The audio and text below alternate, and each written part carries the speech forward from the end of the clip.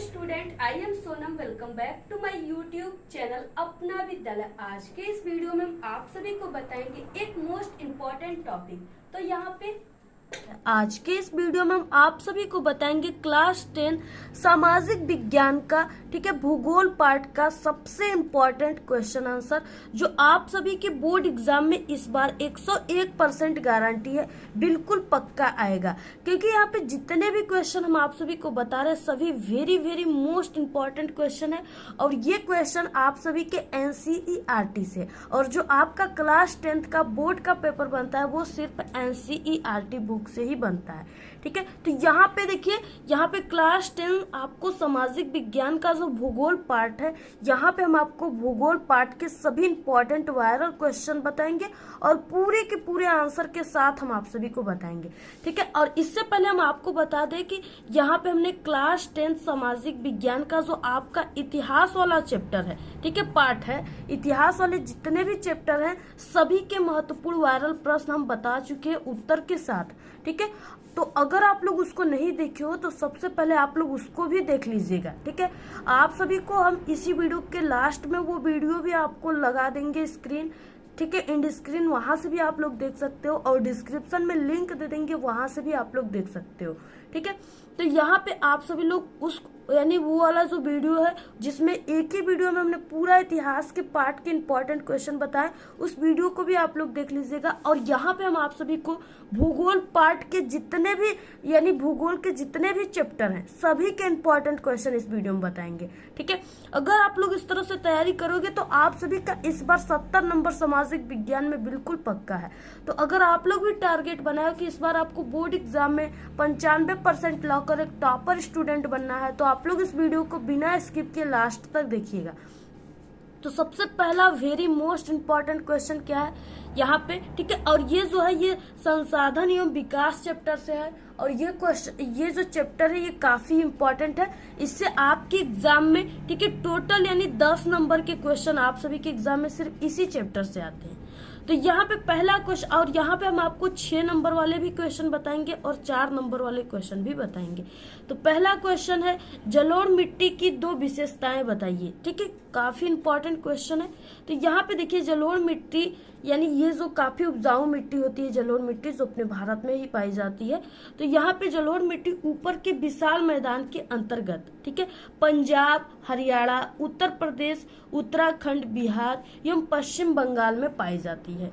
इसकी 2 निम्नलिखित विशेषताएं क्या है, यहाँ पे देखिए ये क्वेश्चन 4 नंबर का है, ठीक है। क्योंकि यहाँ पे जलोढ़ मिट्टी की 2 विशेषताएं आपको बताना है, तो सबसे पहले जलोढ़ मिट्टी कहाँ कहाँ पाई जाती है इसको लिखना है, फिर इसकी विशेषताएं लिखना है। तो यहाँ पे देखिए इसकी विशेषता क्या है, उच्च उर्वरा शक्ति संपन्न होती है, ठीक है। ये जलोढ़ मिट्टी जो है काफी उपजाऊ होती है, इसमें कोई भी फसल काफी आसानी से, ठीक है, कम यूरिया, कम खाद और कम दवाइयों में अच्छे पैदावार इसमें होता है। ये काफी उपजाऊ मिट्टी होती है। तो यहाँ पे, ठीक है, पहला हो गया। दूसरा है कि धान, गेहूं, जौ, चना, गन्ना एवं मटर आदि के पैदावार के लिए अनुकूल होती है। ये मिट्टी इतने चीजों के पैदावार के लिए काफी क्या होता है, अनुकूल होता है, यानी इसमें काफी अच्छे से ये सब चीजें हो जाते हैं। तो ये हो गए जलोढ़ मिट्टी, काफी इंपॉर्टेंट है, जल्दी से तैयार कर लीजिए। नेक्स्ट क्वेश्चन देखिए, बहुत इंपॉर्टेंट क्वेश्चन है ये, खादर एवं बांगर में अंतर स्पष्ट कीजिए। हमने आप सभी को इंपॉर्टेंट क्वेश्चन बताया था 55 की 30 इंपॉर्टेंट क्वेश्चन हमने आपको बताया था, उसमें ये सभी क्वेश्चन बताए थे, और हमने आप सभी को बताया था कि इसके आंसर हम आप सभी को बहुत ही जल्द बताएंगे। तो वही सब ये क्वेश्चन है, खादर एवं बांगर में अंतर स्पष्ट करना है, ठीक है, काफी इंपॉर्टेंट क्वेश्चन है। अब देखिए यहाँ पे खादर और बांगर जो है ये क्या है, एक मिट्टी है, ठीक है, ये क्या है, मिट्टी है, मृदा है। इसमें क्या है, खादर, खादर का मतलब इसमें खाद्य की मात्रा अधिक होती है, यानी ये काफी उपजाऊ होता है। बांगर का मतलब आप लोग समझिए कि बंजर होता है, और बंजर मिट्टी में क्या होता है, कुछ भी नहीं होता है, क्योंकि उसमें जितने भी पौष्टिक तत्व होते हैं सब कुछ उसका नष्ट हो गया होता है, ठीक है। ये बंजर मिट्टी है और ये बढ़िया उपजाऊ मिट्टी, ऐसे आप लोग समझिए। अब देखिए खादर मिट्टी और बांगर मिट्टी क्या है, देखिए पहले हम आपको खादर मिट्टी बता देते हैं, ठीक है। जैसे क्या है कि बारिश के मौसम में जब पानी बरसता है तो क्या होता है, सब कहीं कहीं बाढ़ आ जाता है। ठीक है, जंगलों में, खेतों में, फील्डों में बाढ़ आ जाते हैं, पानी इकट्ठे हो जाते हैं।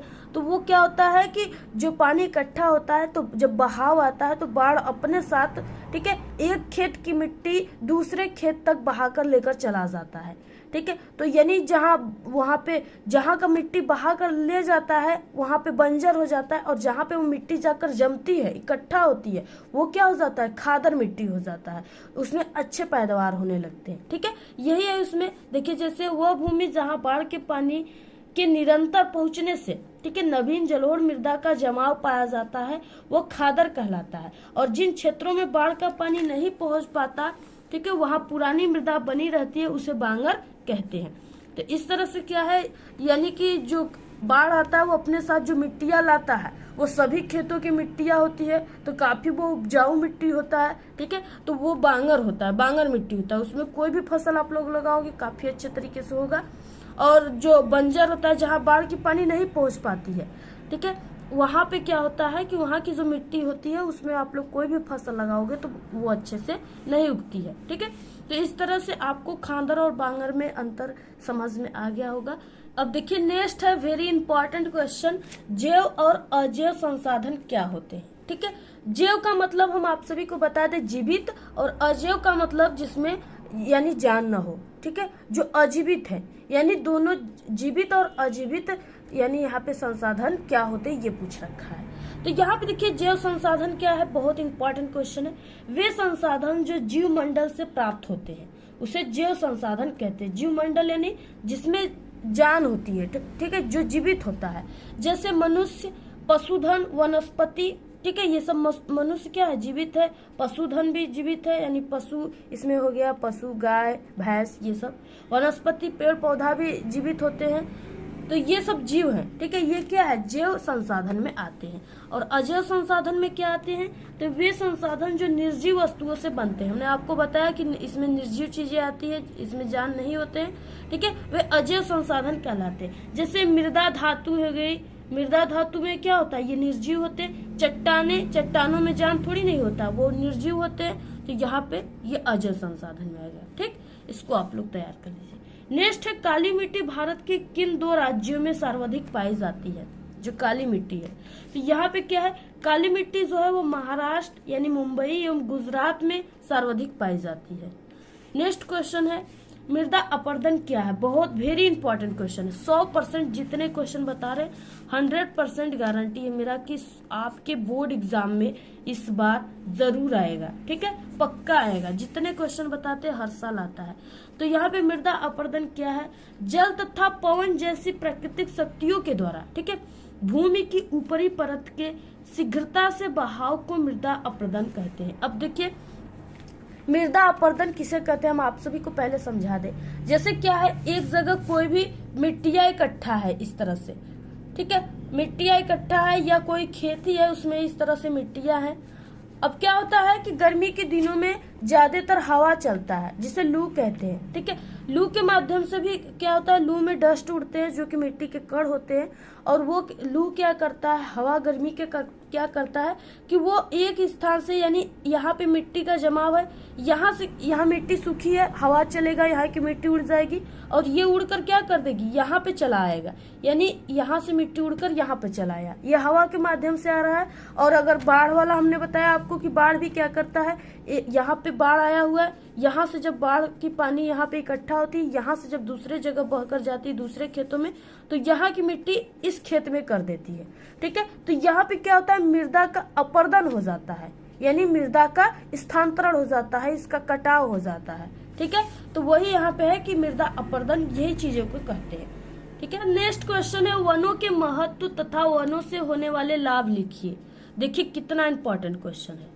ठीक है, और यहाँ पे ये जो है ये 6 नंबर का क्वेश्चन है। कितने नंबर वाला क्वेश्चन है, 6 नंबर वाला क्वेश्चन है। ठीक, तो यहाँ पे सभी क्वेश्चन हम आपको बता रहे, भूगोल के पूरे चैप्टर इसमें है। ठीक है, सभी इंपॉर्टेंट क्वेश्चन है। यहाँ पे वनों के महत्व और वनों से होने वाले आपको लाभ लिखना है, प्रत्यक्ष लाभ, अप्रत्यक्ष लाभ, क्या क्या वृक्षों से होती है, पेड़ पौधों से क्या क्या हमें मिलता है, सब कुछ वही चीजें आपको लिखना है। ठीक है, वन मानव जीवन के अनिवार्य अंग है, इनके बिना मानव की जीवन की कल्पनाएं नहीं की जा सकती, क्योंकि जो वन है वो उन्हीं के द्वारा हम जीवित है, क्योंकि वो ऑक्सीजन दे रहे हैं और हम ऑक्सीजन लेते हैं, तभी आज हम सभी लोग जिंदा हैं। ठीक है, तो वन के बिना हम नहीं रह सकते हैं और हमारे बिना वन भी नहीं रह सकता है, क्योंकि हम लोग उसे कार्बन डाइऑक्साइड देते हैं। तो यहाँ पे इस तरह से, और इसके बाद देखिए इसमें है वनों से होने वाले प्रत्यक्ष लाभ। पहला ये है प्रत्यक्ष लाभ। इसमें क्या है, घरेलू उपयोग की वस्तुओं की प्राप्ति। ठीक है, इसमें क्या है, वनों से घरेलू उपयोग के लिए चारा, ईंधन, कुर्सी, ठीक है, बेड, लकड़ी के बर्तन तथा लकड़ी एवं अन्य जीवों के लिए आवास प्राप्त होता है। यानी इस तरह से क्या है, हमें जो पेड़ है इस तरह से प्रत्यक्ष रूप से इतना चीजें देते हैं। प्रत्यक्ष रूप जिसे हम देख सकते हैं। ठीक है, कुर्सी को देख सकते हैं, बेड को देख सकते हैं जिसपे आज हम सभी लोग सोते हैं, लकड़ी के बर्तन को देखते हैं। यानी प्रत्यक्ष लाभ मतलब जिसे हम देख सकते हैं वो वाला लाभ। ठीक है, तो इस तरह से हो गया। और इसके बाद दूसरा है उद्योगों हेतु कच्चा माल। उद्योगों के लिए कच्चा माल भी हमें वन से ही प्राप्त होता है। वनों से कागज, ठीक है, वनों से कागज मिलता है जिसपे हम आप सभी को आज लिखकर बता रहे हैं। ये सब कागज वन से ही बनते हैं।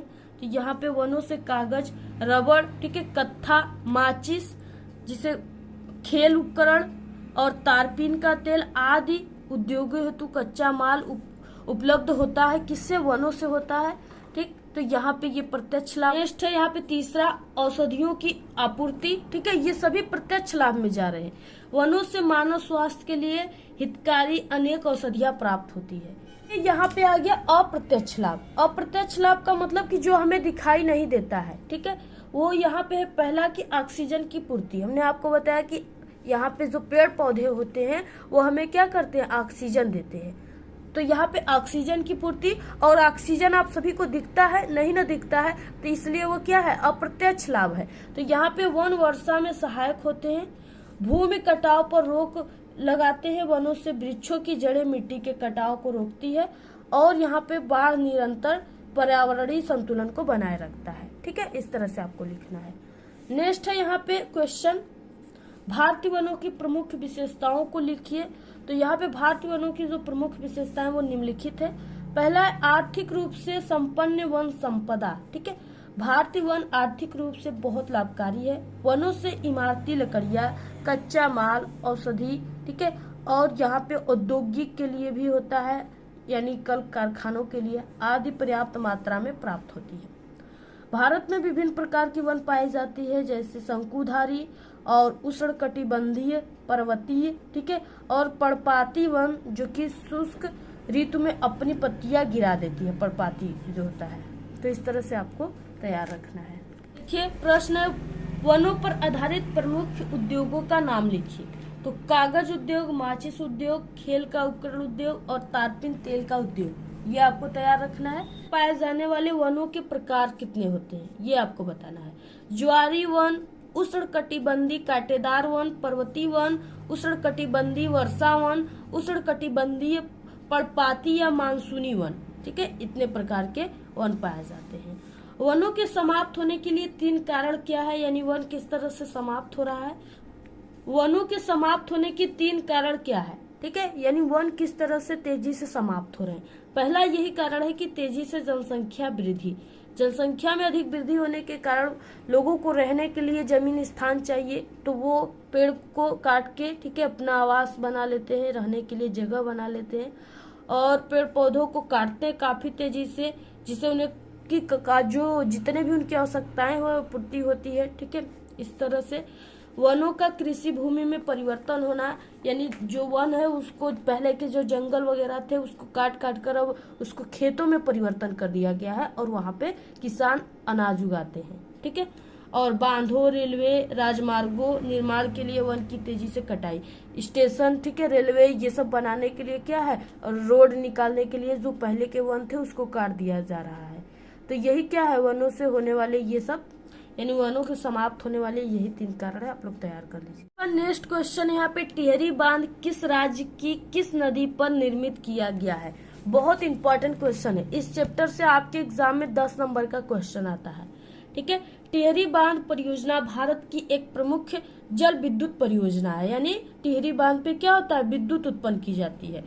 टिहरी बांध परियोजना उत्तराखंड के टिहरी जिले में हिमालय से निकलने वाली दो नदियों यानी भागीरथी एवं भिलंगना के संगम पर निर्मित किया गया है। ठीक, इसके बाद नेक्स्ट है जल संसाधन से क्या अभिप्राय है। जल जीवन के लिए आवश्यक एवं बहुमूल्य संसाधन है, ये सब लोग जानता है। पृथ्वी के भूतल पर द्रव, ठोस एवं वाष्प के रूप में उपलब्ध जल को जल संसाधन कहते हैं। नेक्स्ट है इसमें बहुउद्देशीय नदी घाटी परियोजना से आप क्या समझते हैं। बहुउद्देशीय यानी कि वो नदी जिसका उद्देश्य कई चीजों के पूर्ति के लिए किया जाता है, ठीक है, उसे बहुउद्देशीय कहते हैं। तो यहाँ पे क्या बहुउद्देशीय नदी घाटी परियोजना से आप क्या समझते हो, काफी इंपॉर्टेंट क्वेश्चन है, पक्का आएगा आपके एग्जाम में।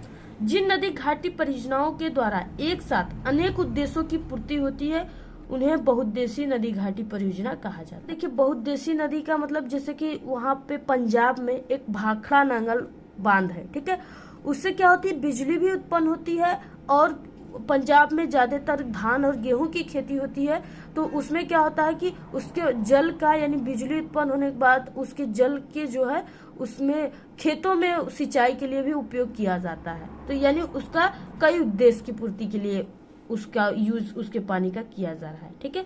तो यहाँ पे दामोदर नदी घाटी परियोजना, भाखड़ा नांगल बांध, हीराकुंड, ये सब क्या है, बहुउद्देशीय नदी घाटी परियोजना है, ठीक है। नेक्स्ट क्वेश्चन है यहाँ पे भारत की सबसे बड़ी बहुउद्देशीय नदी घाटी परियोजना का नाम लिखिए। तो भारत की सबसे बड़ी बहुउद्देशीय नदी घाटी परियोजना जो है वो भाखड़ा नांगल परियोजना है, जो कि सतलुज नदी पर निर्मित है, ठीक है। पंजाब में सतलुज नदी पर ये निर्मित है। ये देखिए जितने भी क्वेश्चन है आपको काफी अच्छे से पढ़ना है इसके आंसर, क्योंकि इसी में से आपके ऑब्जेक्टिव क्वेश्चन भी तैयार हो रहे हैं, ठीक है। यहाँ पे भाखड़ा नांगल परियोजना कहाँ पे स्थित है आपके ऑब्जेक्टिव में आएगा, तो नदी दे देगा, अगर आपको याद रहेगा तभी आप लोग सतलुज नदी को सही लिखेंगे। तो इस तरह से आपको ये भी तैयार रखना है। भारत के किन्हीं दो जल विद्युत परियोजनाओं के नाम लिखना है आपको। टिहरी जल विद्युत परियोजना भागीरथी भिलंगना नदी पर स्थित है और दामोदर नदी घाटी परियोजना जो कि दामोदर नदी पर स्थित है। तो इस तरह से आपको क्या करना है, सभी इंपॉर्टेंट क्वेश्चन को आप लोग जितने हम यहाँ पे बताए सभी को आपको तैयार करना है। अगर आप लोग सभी को करते हो तो आप सभी का इस बार 70 नंबर बिल्कुल पक्का है SST में, ठीक है। तो आप लोग इसको जल्दी से सभी क्वेश्चन को तैयार कर लीजिए और हम आप सभी लोगों के लिए इतना मेहनत किए, तो आप लोग प्लीज इस वीडियो को अपने सभी दोस्तों में शेयर कीजिए। और अगर आपको इन सभी इंपॉर्टेंट क्वेश्चन का PDF चाहिए तो आप लोग हमारे टेलीग्राम चैनल को जरूर ज्वाइन कीजिए, उसका लिंक आपको इस वीडियो के डिस्क्रिप्शन में मिल जाएगा। और भी आपको किसी भी सब्जेक्ट के इंपॉर्टेंट क्वेश्चन चाहिए क्लास 10th का तो आप लोग जरूर कमेंट करके बताइए, ठीक है। और सभी वायरल पेपर भी हमारे चैनल पर आ गए, आप लोग जल्दी से देख लीजिए।